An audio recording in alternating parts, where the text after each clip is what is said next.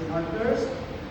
Second, our wells never satisfy. Third, an encounter with Jesus leads to transformation. And last week we see that the woman didn't just receive water, she received a new life and became a witness. That story shows us that Jesus satisfies our deepest thirst. And today, as we continue to our Lenten journey, we move from thirst to silence. Let's begin by asking the person next to you. Can you ask this to your seatmate? Have you ever tried to find something in the dark and you were so confident you knew where it was until you bumped into something?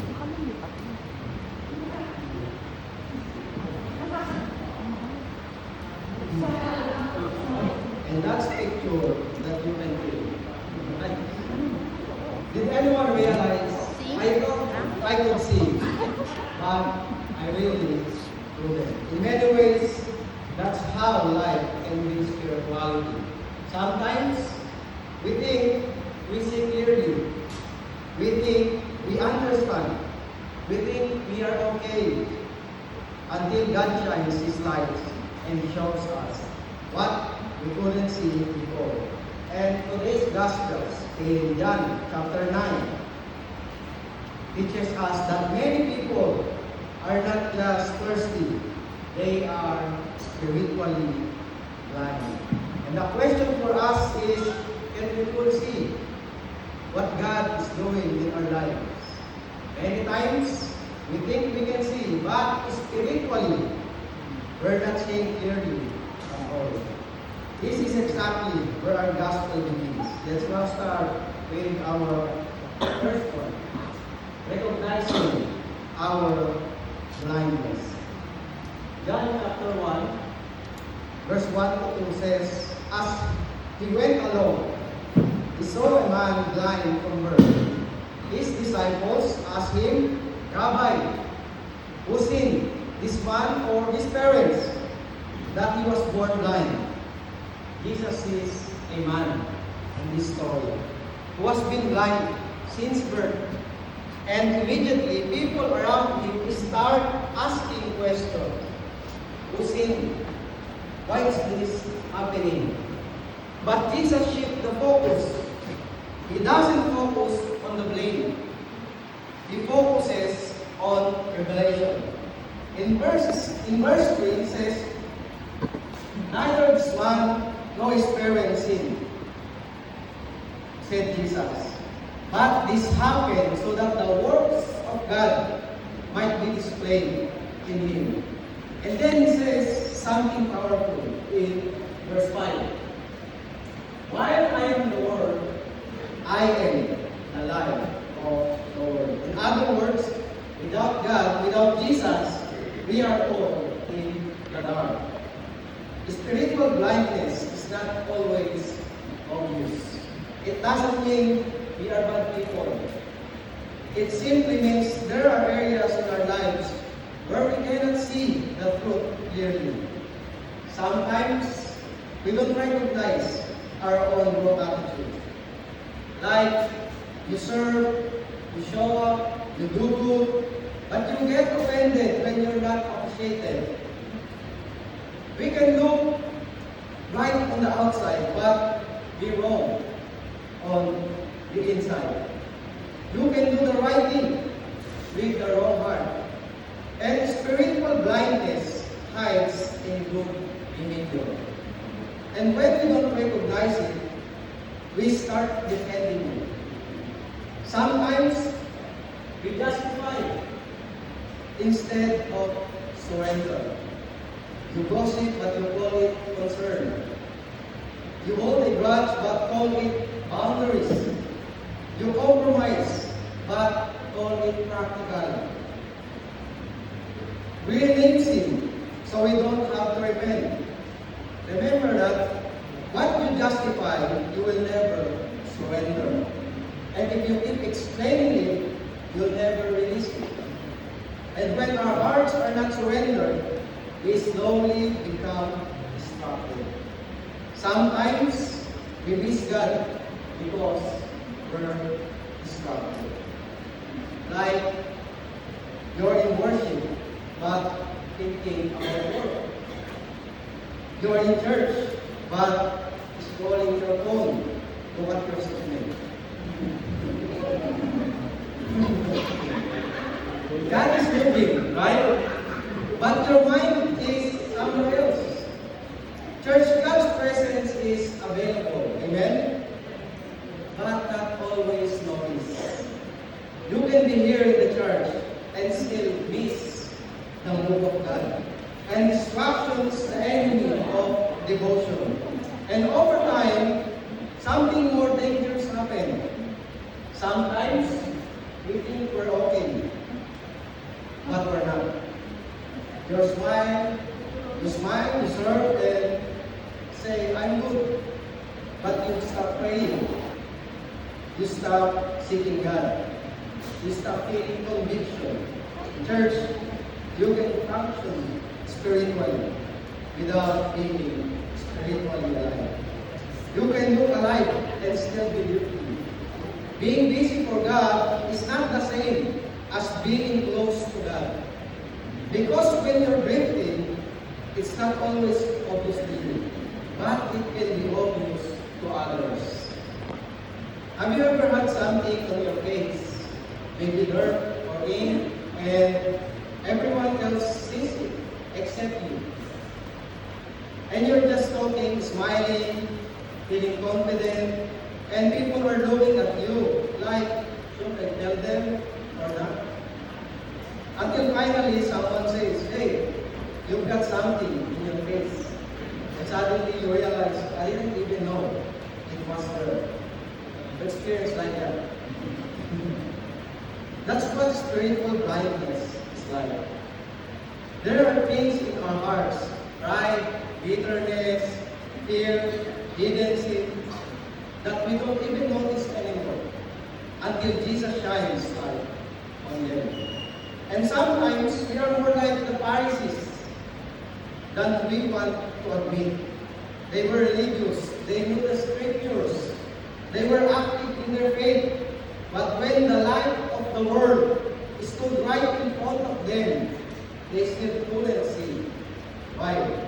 Because they thought they already could see. Church, that's the danger. When we stop asking God to examine our hearts, when we stop being humble, when we assume I'm already okay, we may be walking in blindness without realizing it.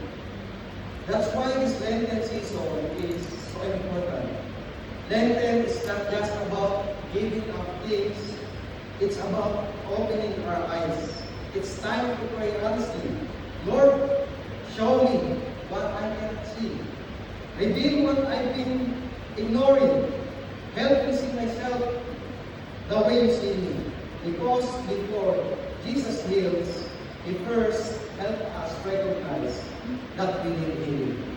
And once we begin to see our blindness, what do we do next? Do we ignore it? Or do we respond? And that leads us to the next point. Responding in obedience. Let's go back to the story. In John chapter 9, verses 7. After saying this, he spit on the ground, made some mud with the saliva, and put it on the man's eyes. Go, he told him, wash in the pool of Siloam. So the man went and washed, and became almost healed.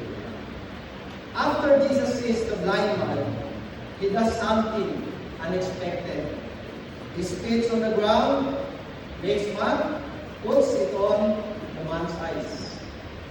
And God says, go, wash in the pool of Siloam. Now, pause and imagine this moment. The man is still blind, now he has mud on his eyes, and Jesus tells him to go and wash. Let me ask you, does that make sense? Not really.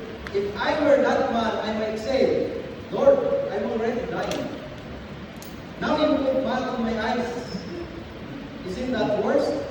And then Jesus tells him to walk to the pool. But what happened? The verse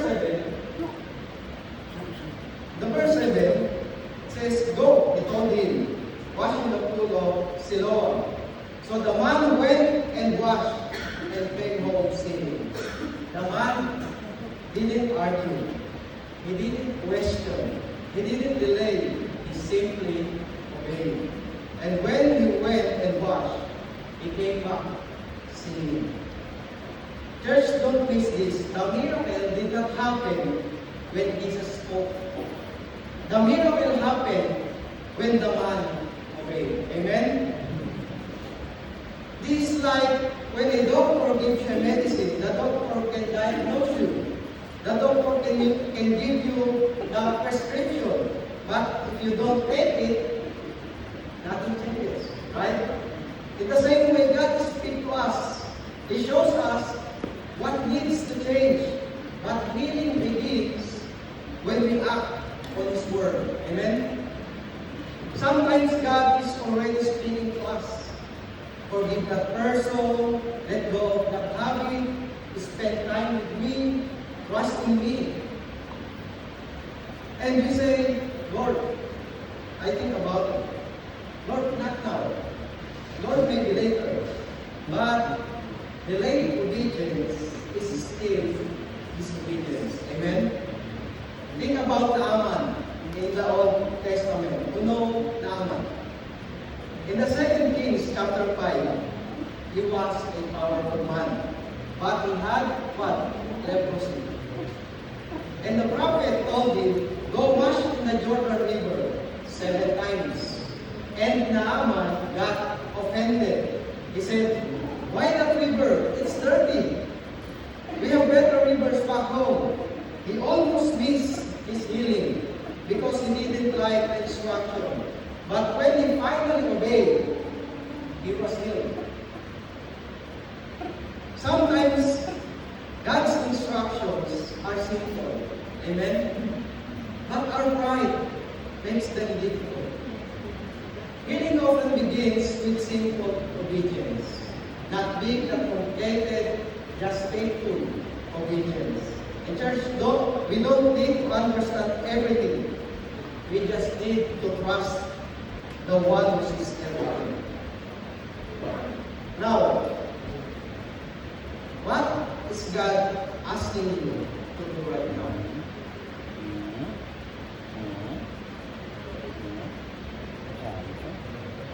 Is there something you need to start? Is there something you need to start? Is there something you need to surrender? Because just like the blind man, your breakthrough might be waiting on the other side of your obedience. Amen? And we see the man obeyed and he received his sight. But the story doesn't end there. Because getting your sight is only the beginning. The real question is, what happens after we see? Let's now look what happened next in his life. In point 2. From seeing to believing. Sometimes we think the miracle is the end of the stories. No more problem, no more struggles. Everything is perfect now. But that's not what happened here. After receiving his sight, in verse 18 to 34, the man was questioned. He was doubted. He was rejected. He was even cast out. Imagine for the first time in his life, he can see. He can see people, others, in the world. But instead of celebration, he faces rejection. And maybe some of us can relate to that.